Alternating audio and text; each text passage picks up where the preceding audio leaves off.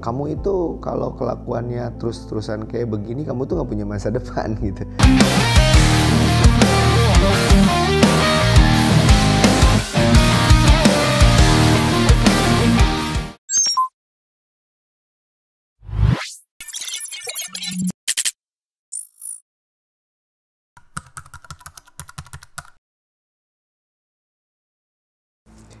Kalau bercerita memulai emang gampang-gampang susah juga sih ya. Tapi memulai bisnis itu kalau saya dulu sebenarnya dari mimpi sih. Jadi emang ketika siapapun yang nanya saya dari semenjak ya kira-kira umur saya 8 tahun atau 10 tahun, banyak yang nanya ke saya kalau udah gede mau jadi apa gitu ya. Seperti pertanyaan ke anak-anak pada umumnya gitu. Nah, entah kenapa saya pasti bilang saya pengen jadi pengusaha gitu. Atau kalau enggak saya pengen jadi direktur gitu. Tapi ya memang seiring berjalannya waktu, kemudian berkembangnya pola pikir gitu ya, semakin mungkin ada kedewasaan juga di sana. Saya meyakini bahwa mimpi-mimpi saya ini harus saya realisasikan gitu. Jadi kalau bertanya bagaimana saya memulai usaha, awal yang paling basically adalah benahi dulu mindset kita sendiri. Jadi setelah kita punya mimpinya, kemudian kita juga harus mereset ulang mindset. Artinya begini, karena di antara kita ya kita memiliki alam bawah sadar dan alam sadar. Nah yang bahaya itu adalah alam bawah sadar ini, yang dimana komponennya mindset itu sendiri atau pola pikir ya. Jadi kalau pola pikirnya belum baik atau belum memiliki kedewasaan dalam berpikir juga itu berpengaruh. Kalau menurut saya artinya begini, pola pikir itu satu hal, di sana ada ide, di sana ada keinginan, di sana ada cita-cita gitu ya. Dan kita harus menyesuaikannya dengan relevansi atau realita. Nah, mindset ini di dalamnya juga ada tujuan gitu ya. Tujuan kalau menurut saya sama cita-cita tentunya berbeda ya. Jadi kalau tujuan itu sebetulnya maknanya lebih luas sih kalau menurut saya. Jadi kalau dulu itu pas pertama banget saya memulai usaha, pola pikir saya atur bagaimana saya ingin bermanfaat gitu. Nah, berhubungan dengan itu basically saya memang bukan orang yang berpendidikan tinggi gitu ya. Saya bukan juga termasuk orang yang punya banyak modal gitu. Tapi saya mungkin di antara orang-orang yang memiliki mimpi-mimpi besar gitu. Yang memang pada saat itu saya berpikirnya kayaknya nggak mungkin gitu ya. Ada gitu. Secara manusia saya juga punya rasa tidak percaya diri gitu. Namun dibantu dengan lingkungan yang baik, kemudian apa yang kita baca, apa yang kita lihat memang mempengaruhi pola pikir kita sendiri. Jadi tentunya buat teman-teman yang ingin memulai bisnis, tadi saya bilang pertama mulailah dengan mindset yang benar gitu. Artinya di situ tujuannya benar, kemudian pola pikirnya lebih banyak positifnya daripada negatifnya, dan yang paling penting adalah open minded ya. Karena memang mau bagaimana kita berkembang kalau kita tidak open minded. Open minded di sini artinya kita terlalu menutup diri terhadap sesuatu yang itu bisa jadi menjadi ilmu gitu ya. Jadi kalau kita sangat terbuka terhadap apapun rangsangan yang ada di luar daripada diri kita, sebetulnya bisa saja itu menjadi ilmu. Nah, kalau mengenai tujuan, bagaimana saya menentukan tujuan? Jadi begini, tujuan kita memulai usaha itu tentunya secara lahir, secara syariatnya gitu ya. Kita itu ingin mencari penghasilan gitu ya. Namun di sana tidak hanya terletak hanya sebagai mencari penghasilan. Ternyata ada hal yang lebih luas lagi, yaitu bermanfaat. Nah, bermanfaat di sini tentunya adalah hal yang gimana yang kita miliki ini, apakah itu skill, apakah itu ide gitu ya, atau bahkan ilmu. Bagaimana kita bisa dengan semua komponen itu bisa banyak membantu banyak orang. Artinya misalnya nih ya, kita memiliki bisnis gitu ya. Bisnis tersebut artinya kan apakah itu jasa atau itu ke retail misalnya, atau ya maksudnya berdagang gitu ya, atau kita menjual jasa kita gitu. Di sana kan harus ada nilai-nilai amanah ya tentunya. Nah, amanah di sini artinya ilmu yang Tuhan titipkan kepada kita, bagaimana kita menggunakannya untuk bermanfaat bagi orang. Contoh kecil, ada seperti aktivitas jual beli ya. Nah, di sana kita menjual barang, apakah itu menjual jasa, tentunya orang lain atau calon customer kita itu ingin dibantu apa yang ada di dalam diri kita. Misalnya kalau jasa nih, contoh kecil misalnya kita jasa mencuci pakaian misalnya. Nah, tentunya calon customer kita itu mencari bagaimana caranya pakaiannya ingin dibersihkan gitu atau dicuci. Nah, di sini ada tindakan-tindakan yang harus betul-betul amanah. Seperti Nabi kita Rasulullah Muhammad SAW memberikan contoh bagaimana adab-adaban atau etikanya berdagang, seperti tidak menyembunyikan barang yang cacat, tidak didisplay, sementara istilahnya mengurangi timbangan juga itu akan mempengaruhi nilai-nilai amanah.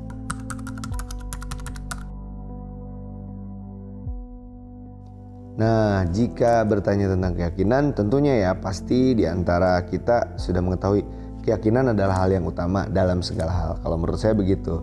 Apalagi dalam kita mengarungi bisnis ya, tantangan-tantangan atau kesulitan-kesulitan yang ada. Jika tanpa keyakinan, saya yakin seorang pengusaha akan mudah untuk terjatuh gitu, atau bahkan hilang kontrol gitu ya, tidak stabil lah artinya.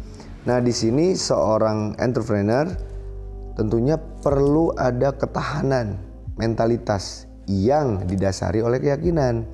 Nah, jika bertanya tentang keyakinan dalam kondisi yang sangat terbatas tentunya, jadi gini, saya tidak memulai usaha dengan kondisi yang lapang gitu.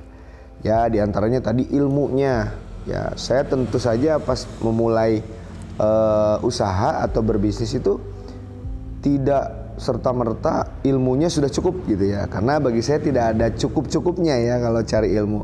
Kemudian juga di modal gitu ya, bahkan nilai-nilai pendukung lainnya gitu, tentu sangat banyak keterbatasan. Nah, pertanyaannya bagaimana saya harus bisa yakin apa yang mendasarinya, mungkin begitu ya. Nah, yang mendasari saya ada salah satu kalimat yang sangat menjadi inspirasi buat saya. Jadi Tuhan itu mengabulkan doa sesuai dengan keyakinannya. Mungkin basicnya itu. Jadi Tuhan itu akan menjawab doa kita yang kita yakini di dalam diri kita sendiri. Tentunya keyakinan ini sangat berguna sekali di semua aspek gitu ya. Jadi bagi saya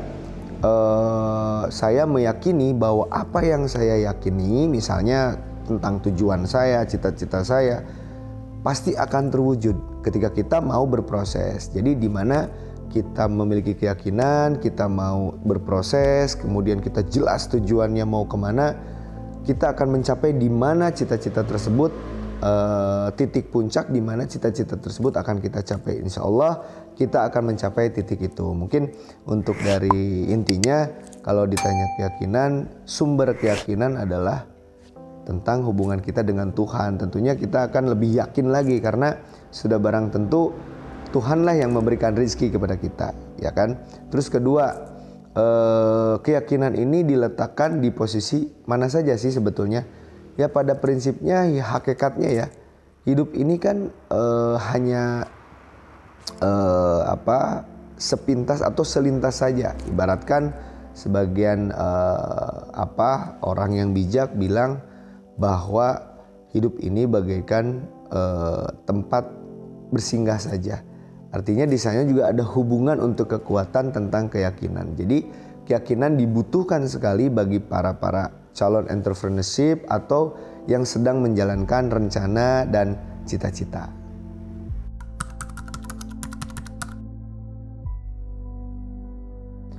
Hal yang memotivasi saya sebenarnya banyak sih. Jadi setiap di periode atau perjalanan saya memulai satu rencana, itu selalu ada motivasi baru, motivasi lagi tentunya. Tapi kalau bercerita di awal, yang paling memotivasi saya adalah keluarga ya.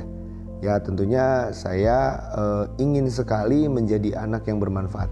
Ya kalau bercerita sedikit tentang masa lalu saya, background saya tidak terlalu bagus juga ya. Apakah itu di sekolahan, saya termasuk ya mungkin anak-anak yang sedikit nakal gitu ya.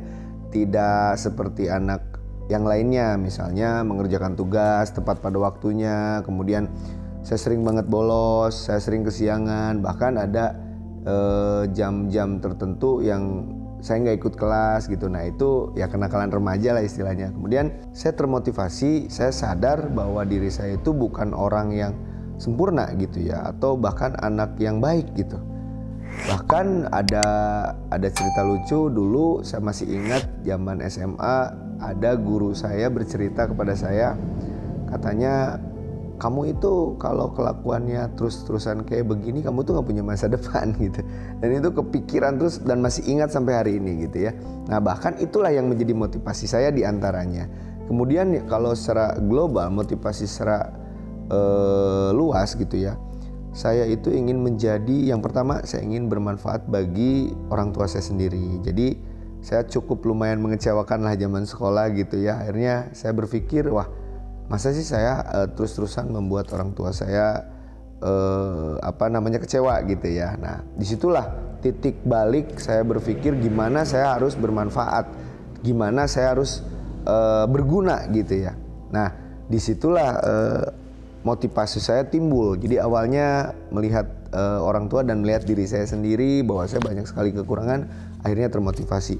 Namun sesungguhnya motivasi itu timbul terus menerus ya, selalu ada. Apalagi ketika kita ngelihat orang-orang bijak, karena saya orangnya sering suka banget diskusi atau ngobrol dengan orang-orang yang ibaratnya lebih dari saya, apakah itu secara usia ataukah secara pencapaian. Jadi saya sering banget ngedengerinnya gitu, dan itu menjadi motivasi buat saya.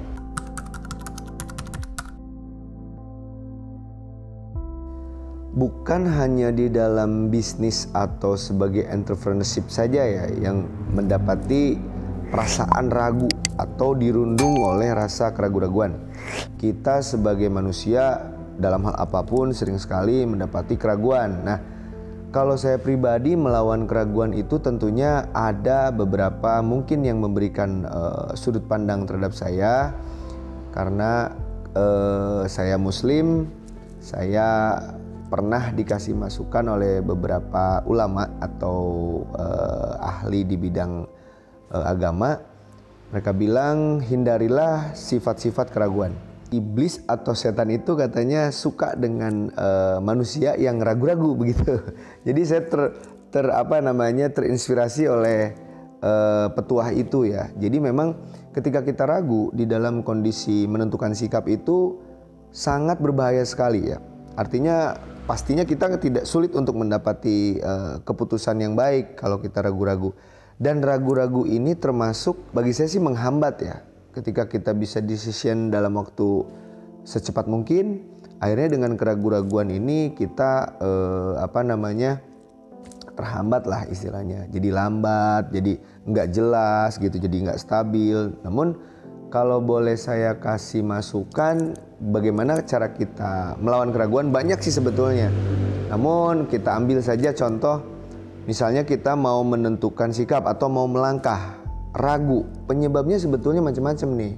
Ragu itu karena kita belum paham, bisa jadi belum yakin gitu ya. Tadi kembali ke poin yang sebelumnya. Karena ketika kita sudah yakin, itu keraguan-raguan akan bisa diminimalisir. Namun kalau kita masih ragu, di antara penyebabnya adalah keyakinannya kurang. Artinya berarti keyakinan kita pupuk lagi agar lebih yakin lagi dalam menentukan sikap. Khususnya yang teman-teman lagi memulai usaha, banyak sekali keraguan-raguan. Artinya begini, kadang-kadang kita berpikir apakah maju atau enggak ya gitu ya. Nanti untung apa rugi ya gitu. Itu pasti di setiap, saya sendiri pun pernah merasakan itu. Ada rasa keraguan-raguan kemudian meningkat jadi rasa takut. Nah ini bahayanya begitu. Jadi keraguan-raguan ini diupayakan dihindari. Tipsnya adalah satu tadi keyakinan. Kedua, sering berdiskusi dengan orang-orang yang sudah mencapai. Nah, maksudnya mencapai target-target atau mimpi-mimpinya gitu ya. Dan insya Allah mereka akan lebih membantu memberantas rasa keraguan diri kita sendiri gitu ya. Jadi tipsnya mungkin itu, ilmunya tambah lagi. Misalnya di bidang apa nih kita nih? Misalnya di bidang ini, ya pelajari betul-betul dengan seksama dan fokus gitu ya. Nah, memang selalu ada tetap keraguan ketika sudah berjalan bisnis pun. Kita kan pasti menemukan harus dimana kita menentukan sikap, mengambil keputusan gitu. Pasti itu pun ada keraguan-keraguan. Atau kita akan mengembangkan bisnis, itu juga di situ ada titik keraguan. Nah, namun keraguan itu yang akan bisa menumpasnya adalah keyakinan. Makanya keyakinan ini timbul karena wawasan atau ilmunya gitu. Nah, pelajarilah ilmunya, pelajari dulu, riset dulu apa yang akan kita mulai. Nah, di situ timbul rasa yakin, kita punya manajemen resikonya. Nah, akan meminimalisir rasa keraguan-keraguan.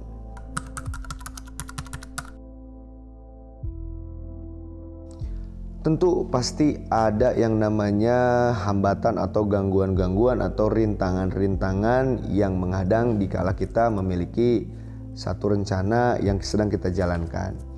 Ya, pastinya sih kalau saya boleh cerita nggak bisa kehitung ya, rintangannya banyak banget gitu. Tapi bukan menakut-nakuti, tentunya mental kita sebagai rencana kita ingin menjadi entrepreneur ini betul-betul harus siap. Karena ya sudah barang pasti, soalnya gini ya, ketika kita mau memulai usaha kita sebetulnya lagi cari masalah tuh karena harus selalu ada problem solving.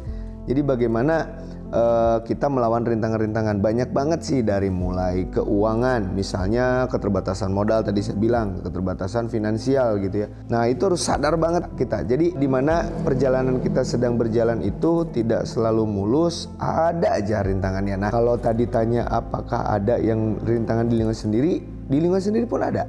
Ya, di lingkungan sendiri pun contohnya misalnya izin orang tua tuh, biasanya begitu ya. Orang tuanya pengen anaknya jadi apa gitu ya, tapi kitanya pengen jadi entrepreneur. Nah, sebetulnya jangan ngelawan orang tua gitu ya, tapi bagaimana kita menghadapi orang tua untuk bersikap dewasa. Kalau menurut pandangan saya sih sebetulnya orang tua itu nggak salah ya, nggak mungkin orang tua pengen anaknya susah atau sulit gitu ya. Sebetulnya orang tua itu karena mencemaskan aja. Artinya di sana berarti kita bagaimana kedewasaan kita memberikan pemahaman atau pengertian apa yang akan kita jalankan yang sangat dibutuhkan sekali izin orang tua. Nah, ini kalau rintangannya di lingkungan sendiri itu kayak misalnya dari orang tua gitu ya, atau dari keluarga apa aja tuh ada aja gitu ya. Udahlah nggak usah bisnis, mendingan kerja aja. Nah, seperti hal-hal seperti itu ya, atau di lingkungan sekitar ya kan. Misalnya nih, karena kita belum jadi apa-apa gitu ya, baru punya rencana, biasanya ada yang sedikit meremehkan kita. Saran saya, tidak perlu dendam, tapi cukup catat agar itu menjadi motivasi Anda. Cukup catat kata-katanya, kalimatnya, kemudian ingat-ingat orangnya, bukan untuk dendam, tapi untuk motivasi kita. Karena ketika kita terus dikoreksi dan dikritik, disitulah kita akan terus berkembang, ketimbang kita mengkoreksi orang lain. Nah, kalau kita lebih banyak mengkoreksi orang lain, sibuk mengkoreksi orang lain, kita akan lupa apa yang perlu kita kembangkan. Nah, justru di sana perlu sekali nih. Sebetulnya gimana ya, rintangan ini sebenarnya nggak negatif kalau dipandang secara positif ya. Justru rintangan-rintangan ini akan menjadikan kita tumbuh secara dewasa. Apakah itu secara mental, personality, atau bahkan mental secara entrepreneurship gitu ya. Jadi rintangan-rintangan bagi saya tidak dianggap 100% negatif gitu ya. Jadi ya wajar sih kalau manusia ketika kita mau memulai bisnis ada yang melemahkan, itu nggak usah didengerin sih kalau menurut saya, kecuali untuk motivasi kita sendiri. Mungkin itu ya.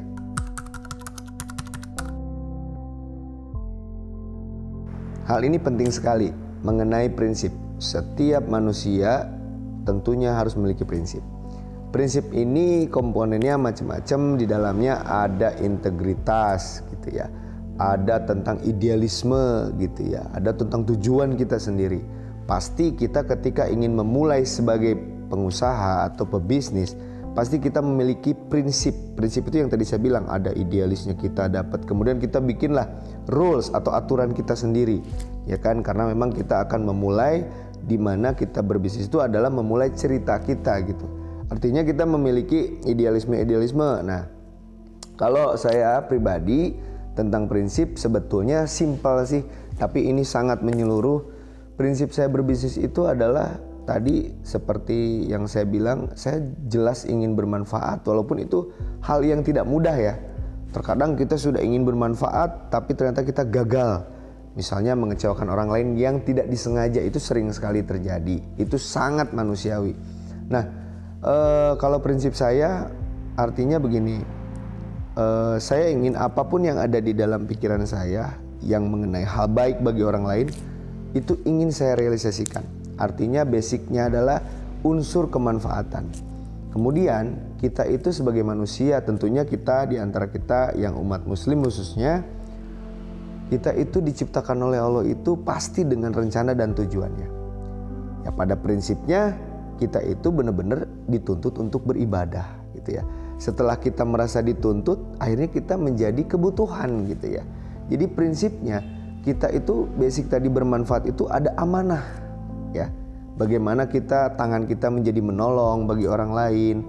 Bagaimana kita ketika kita mulai berbisnis, misalnya ya, bisnis kita kemudian berkembang menjadi luas, menjadi omsetnya pun bertambah. Di mana letak kita membantu sesama. Misalnya dengan kita berbisnis, kita membuka lapangan pekerjaan baru. Ya walaupun belum sampai karyawannya 1000, belum sampai sekian ratus, ya walaupun hanya di bawah 10 orang, artinya kita sudah bisa menolong bahkan teman kita sendiri atau orang-orang yang sedang kondisinya tidak bekerja gitu.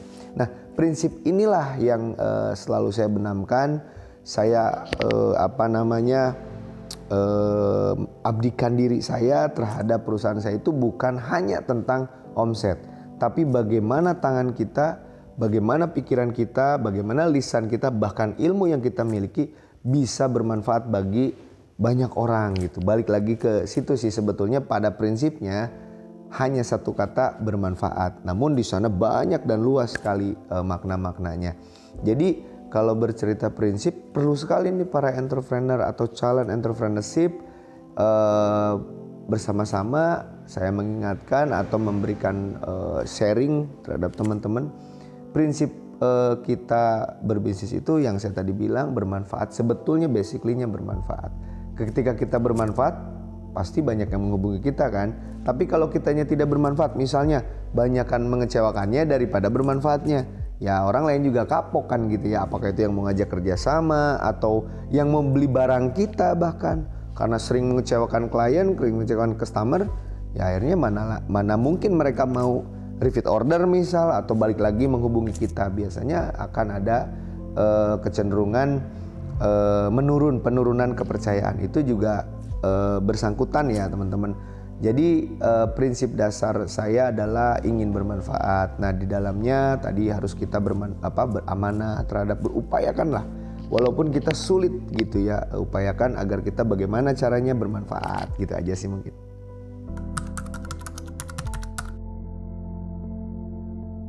Secara non teknis mungkin ada beberapa tips ya, kita berbagi ilmu. Kalau yang saya jalankan sampai hari ini, menurut saya sih untuk memajukan atau mengembangkan perusahaan ya, tipsnya adalah tadi prinsip dasarnya, mindsetnya harus benar dulu sebelum ke ini non teknisnya aja ya kita ceritakan. Rencana-rencana kitanya jangan hanya sebatas mendapatkan uang gitu. Karena harus diyakini loh, rezeki itu bukan datang dari tangan kita. Rezeki itu ada pemiliknya, ada yang membagikannya. Nah bagaimana kita sebut saja Tuhan kita ini memberikan rezeki terhadap hambanya itu sesuai dengan kebutuhannya. Nah begitu ya. Jadi secara non teknis tips saya menyarankan kepada para entrepreneurship, koreksi perbaiki hubungan kita dengan Tuhan. Secara non teknisnya nih, hubungan kita dengan Tuhan, setiap rencana kita ajukan dulu kepada Tuhan Yang Maha Esa agar kita bisa di jalan yang benar gitu ya. Karena memang banyak sekali nih ujian-ujiannya dalam berbisnis gitu ya. Nah kalau secara teknis mungkin begini. Pertama tentukan dulu tujuannya. Itu suka ada di perusahaan namanya visi dan misinya. Visi inilah yang harus jelas. Jadi mau dibawa kemana nih usaha kita dan apa targetnya gitu. Kemudian misi ya. Misi itu lahir setelah visi, biasanya lebih deskriptif. Nah, si misi ini juga harus konkret, jelas sekali. Karena begini, kalau visi dan misinya tidak jelas buat teman-teman, pasti akan sulit merealisasikannya gitu ya. Jadi jatuhnya ambigu lah gitu ya. Nah, ini harus jelas sekali dan jangan malu kita berani menuliskan atau mencatat apa ingin menjadi target kita gitu ya. Kemudian ketika sudah berjalan bisnisnya, mulailah pelajari segmentasi Anda, pelajari market Anda. Nah, di sini seperti dicontohkan oleh Rasulullah SAW. Jadi ketika Rasulullah ingin berdagang, menentukan segmentasinya itu kalau zaman dulu langsung gitu. Misalnya mau ekspansi ke area luar kota misalnya. Nah, Nabi pada saat itu survei langsung ke lokasi, menentukan segmen itu langsung bener-bener. Kalau sekarang kan banyak caranya ya, ada melalui internet atau aplikasi gitu. Nah, kalau dulu langsung. Dan di Nabi itu menanyakan satu persatu elemen-elemen penting yang bisa menentukan segmentasi pasar dan market pasarnya juga gitu ya. Di antaranya Nabi menanyakan bagaimana cara makannya sih orang sini, bagaimana cara berbelanjanya sih orang sini, terus kebanyakan status sosialnya itu seperti apa gitu ya. Begitu ya, ini hanya contoh kecil aja. Jadi tentunya secara teknis tadi tentukan dulu tuh poin-poin itu.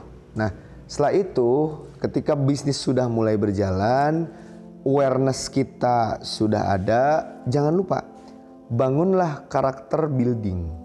Atau istilahnya kalau di perusahaan atau kita sebagai personal jasa, misalnya personal branding kita terus benar. Jadi brandingnya itu harus mewakili. Artinya ada segmentasinya, ada khasnya, ada strategi diferensiasinya gitu. Mungkin secara teknis itu sih yang untuk mengembangkan.